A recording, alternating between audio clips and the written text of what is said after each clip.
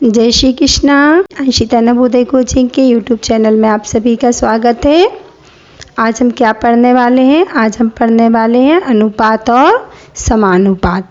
किसे कहते हैं?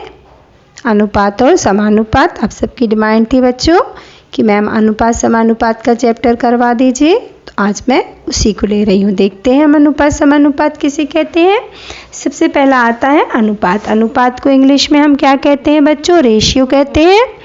इंग्लिश वर्ड भी कई बच्चों ने कहा है कि मैम बता दिया कीजिए।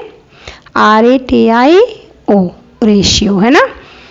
क्या होता है अनुपात? दो सजातीय राशियों की तुलना, डुलना लिखा है यहाँ ला होगा बच्चों, तुलना करने के लिए एक दूसरे को भाग देने पर प्राप्त संख्या को इन राशियों का अनुपात कहते हैं। इससे यह पता चलता है कि एक राशि दूसरी राशि की कितनी गुनी है। अनुपात सदैव दो समान राशियों के बीच ही ज्ञात किया जाता है। ये तो वो पढ़ने वाला काम है ना। अभी हम समझने की कोशिश करें। देखिए, हमने जैसे पढ़ा यहाँ पे कि राशियों की तुलना हमेशा समान राशियों से ही हो जाती है या की जाती है। जैसे हमें रुपए की तुलना करना है बच्चों, तो हम रुपए की तुलना रुपए से ही करेंगे, है ना। मान लीजिए दर्जन की तुलना कर रहे हैं तो हमें दर्जन से ही करना पड़ेगी। ऐसा नहीं है कि दर्जन की तुलना हम वस्तुओं से, एक दो केले से कर लें, एक दो चीज़ों से कर लें। अगर हम दर्जन कर रहे हैं तो दर्जन ही चाहिए। ये कहलाती हैं समान राशियाँ। अब दूसरा शब्द आया है गुनी। पता चलता है कि कितनी गुनी। मान लीजिए एक राशि x है और दूसरी उससे 3 गुनी है तो हो जाएगी 3x। 5 गुनी है तो 5x, 7 गुनी है तो 7x। ये तो x में बात हुई। मान लीजिए x बराबर 10 रुपये है और दूसरी 3 गुनी है तो कितनी हो जाएगी बच्चों? 30। तीसरी 5 गुनी है तो कितनी हो जाएगी? 50। 7 गुनी है तो कितनी हो जाएगी? 70। ये कहलाता है आपका गुनी होना। गुनी मतलब उतनी चीज़ से गुणा कर देना जितनी गुनी है। ये आपको समझ में आ गया होगा। अब देखिए अनुपात कैसे लिखते हैं और क्या होता है। जैसे यहाँ लिखा गया है A/B, यानी कि A तथा B ये दोनों, ये देखिए ये जो निशान होता है अनुपात का निशान होता है। ऊपर का जो हर, नीचे हर होता है, ऊपर अंश होता है। अंश को हमेशा आगे और हर को हमेशा पीछे। अनुपात का ये निशान, दो बिंदी, ये है ना, A अनुपात B। हमेशा ही ध्यान रखिएगा, ऊपर वाला आगे होता है, नीचे वाला पीछे होता है। और इसको पढ़ा जाएगा A अनुपात B। अब A को क्या कहेंगे? A को कहेंगे प्रथम पद या पूर्व पद और B को कहेंगे द्वितीय पद या अंतिम पद। ये देखिए ये अनुपात का चिन्ह होता है। आप ध्यान दे के अच्छे से सीख लीजिएगा। अब आता है समानुपात। इसको इंग्लिश में क्या कहते हैं? इसको इंग्लिश में कहते हैं प्रोपोर्शन। PROPO।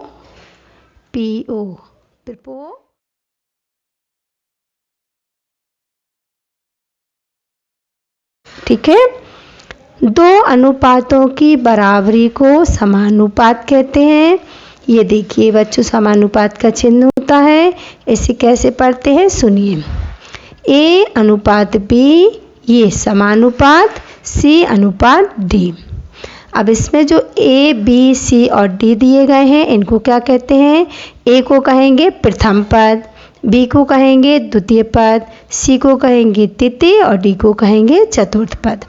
समानुपात के प्रथम तथा चतुर्थ पद को इसे और इसे, A और D, इनको कहते हैं बाह्य पद और B और C को कहते हैं मध्य पद या आंतरिक पद। अच्छा, अब ये किस सूत्र होता है? बाह्य पदों का गुणनफल बराबर मध्य पदों का गुणनफल। यानी बाह्य पद A और D का आप गुणा करेंगे जब भी समानुपात में, तो वो B और C के गुणे के बराबर ही आएगा बच्चों। देखिए मैं आपको एक एग्जाम्पल लेके भी समझाने वाली हूँ। नीचे मैंने सूत्र लिखे हुए हैं, इसको भी लिखा हुआ है। बाह्य पदों का गुणनफल बराबर मध्य पदों का गुणनफल। देखिए जैसे मैंने एक सवाल लिया आपके लिए, मैंने लिया 2:4 समानुपात 6:12। तो अब इसमें बाह्य पदों का गुणनफल, बाह्य पद क्या है बच्चों? 2 और 12। तो क्या हो जाएगा? 2 × 12। ये जो समानुपात का निशान है ये बन जाता है बराबर। मध्य पदों का गुणनफल बी और सी। बी क्या है? 4 और सी क्या है? 6। अब इसको सॉल्व कर लेते हैं। 12 दूनी 24 और 6 4 जा भी 24 होते हैं ना।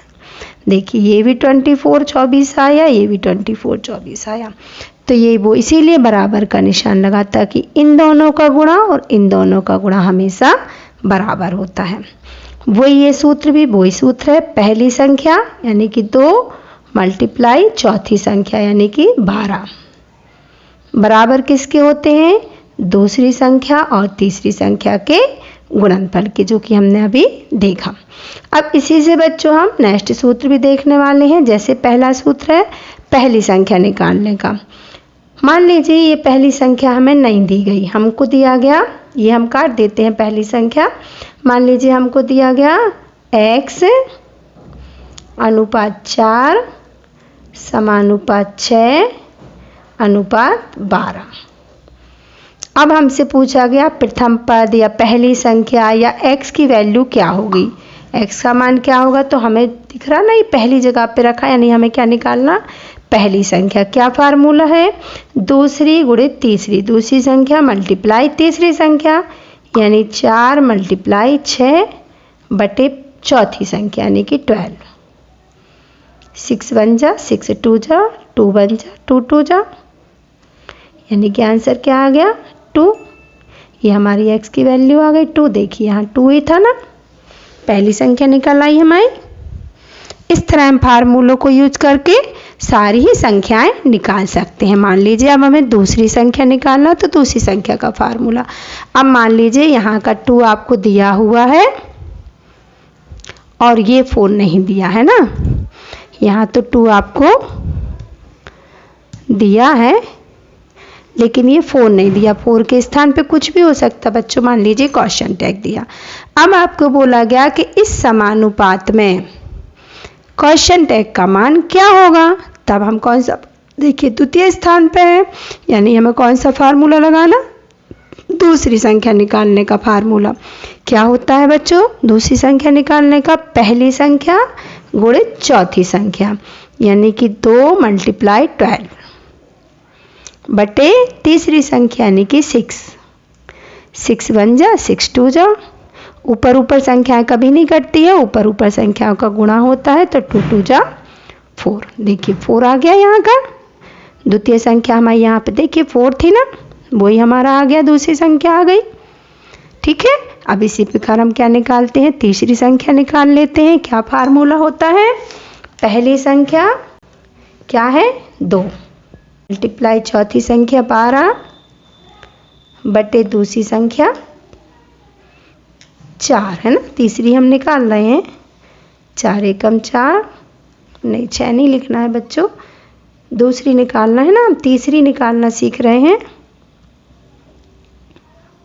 इसको हम साफ कर देते हैं, यहाँ पे हम 4 लिख देते हैं क्योंकि हमारी दूसरी तो हमने इस वाले से निकाल ली है, 4 आई है, तो अब हम 4 लिख देते हैं। यहाँ पे हमें तीसरी निकालना है। तीसरी की जगह हम कुछ भी लिख सकते हैं। मान लीजिए हमने p लिख दिया और हमने आपसे पूछा p का मान क्या होगा, तो p किस स्थान पे है? पहला दूसरा तीसरा, यानी कि हमें निकालना है तीसरी संख्या। तो फार्मूला क्या होगा? पहली गुणित चौथी बटे दूसरी यानी कि 4। 4 एकम 4, 4 3 12 और ऊपर ऊपर का गुणा होता है तो 2 3 6। देखिए यहाँ तीसरी संख्या क्या थी बच्चों? आपने देखा था ऊपर 6 थी ना तीसरी संख्या, ये निकल आई तीसरी संख्या 6। समझ में आ गया होगा आपको। अब मान लीजिए तीसरी संख्या 6 है जो कि हमें दी है, चौथी नहीं दी। तीसरी हमको दी है और चौथी नहीं दी। चौथी की जगह मान लीजिए का लिख दिया। का मान ज्ञात करें। हिंदी वर्ड भी कई बार आ जाते हैं, तो वही सेम चीज़ हमको करना है। अब हमें लगाना है चौथी संख्या का फार्मूला। क्या होती है बच्चों? दूसरा मल्टीप्लाई तीसरी संख्या है ना, दूसरी मल्टीप्लाई तीसरी बटे पहली संख्या 2। 2 1 जा 2 3 जा और 3 4 जा 12।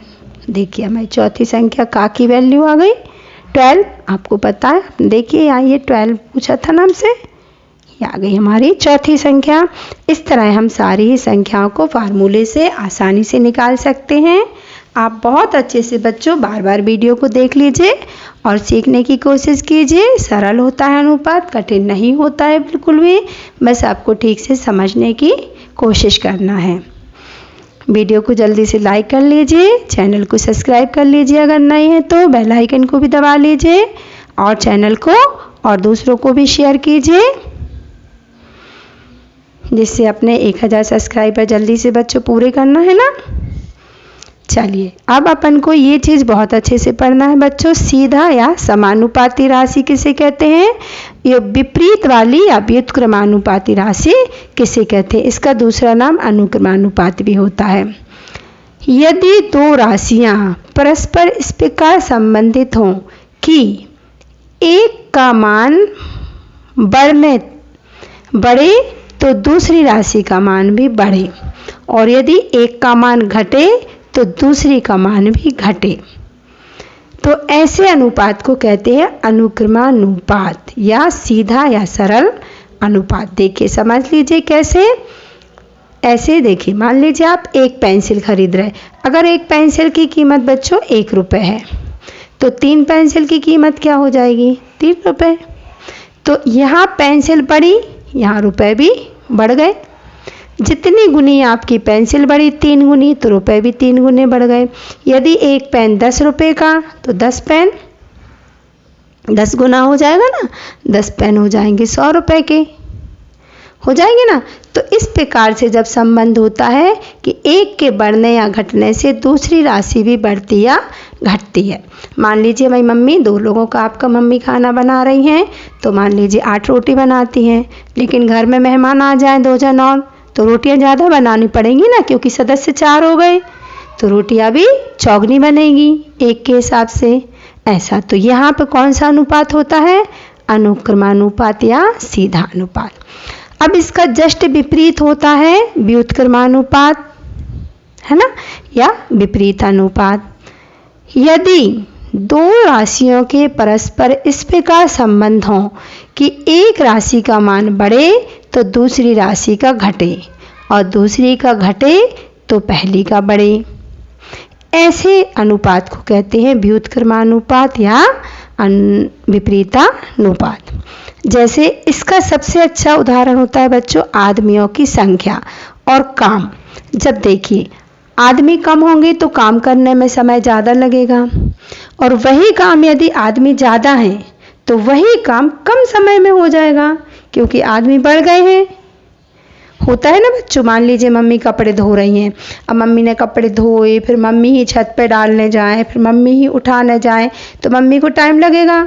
और मान लीजिए मम्मी ने धो दिए और आप सूखने डालाए और दूसरा भाई जाके उठा लाया, अगर सूख गए तो वो काम बढ़ जाता है और कम समय में भी हो जाता है, हो जाएगा ना, काम जल्दी हो जाते हैं बच्चों। मान लीजिए झाड़ू और पोंछा साथ में होना है, तो मान लीजिए पहले मम्मी पूरे घर की झाड़ू लगाएं, फिर मम्मी ही पोंछा लगाएं, तो मम्मी को बहुत टाइम लगेगा। और उसका अपोजिट अगर आप लोग भी हेल्प करवा देते हैं, मम्मी ने झाड़ू लगाई, पीछे से आप जल्दी पोंछा लगाने लगिए, तो एक ही समय में दोनों काम जल्दी हो जाएंगे। इस तरह बच्चों काम का और आदमियों की संख्या का समान अनुपात होता है।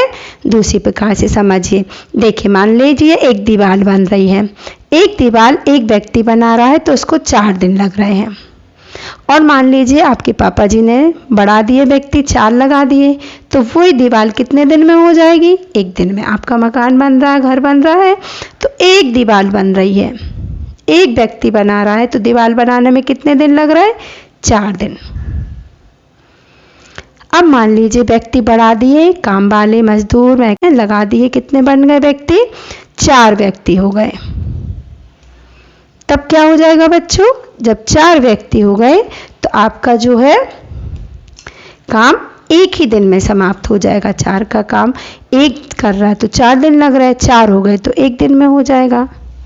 ऐसा तो यहाँ क्या हो रहा है बच्चों, व्यक्तियों की संख्या बढ़ रही है तो दिनों की संख्या कम हो रही है। व्यक्ति बढ़ेंगे दिन कम लगेंगे, दिन बढ़ेंगे व्यक्ति कम लगेंगे। तो ऐसे सवालों में होता है व्युत्क्रमानुपात, जिसे कहते हैं विपरीत अनुपात। ठीक है ना। इसमें सबसे ज़्यादा संबंध होते हैं बच्चों गाय के सवाल आते हैं हमें। अभी जब हम काल और समय के एक एक नियम के सवाल करेंगे ना, काल और समय वाले, तब ये सवाल में हमें यही वाले संबंध चाहिए पड़ेंगे। देखिए मान लीजिए एक गाय है और ये खेत को, ये पूरा खेत है आपका, इसको चर रही है गाय। तो एक दिन एक मतलब वो जैसे सुबह आई गाय तो उसने पहले ये खाया, फिर वो यहाँ जाएगी, फिर वो यहाँ जाएगी, फिर वो यहाँ जाएगी। तो एक गाय अगर एक खेत एक दिन में चल रही है तो उसको कितने घंटे लग गए, मान लीजिए 4 घंटे लग गए। एक घंटे में ये वाला क्षेत्र खा, एक वाले में ये वाला, एक साइड ये और एक में ये, तो उसको कितने घंटे लग गए, 4 घंटे।